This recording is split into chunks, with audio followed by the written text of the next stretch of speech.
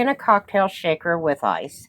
Add half an ounce of orgeat syrup, 3/4 ounce of vodka, 1 ounce of blue Curacao, 3/4 ounce of white rum, 1½ ounces of fresh pineapple juice, and 3 dashes of lime bitters. Shake the cocktail until chilled. Strain into your cocktail glass. Then over the back of a spoon, gently pour 1 ounce of pea flower extract and let that settle to the bottom of your cocktail.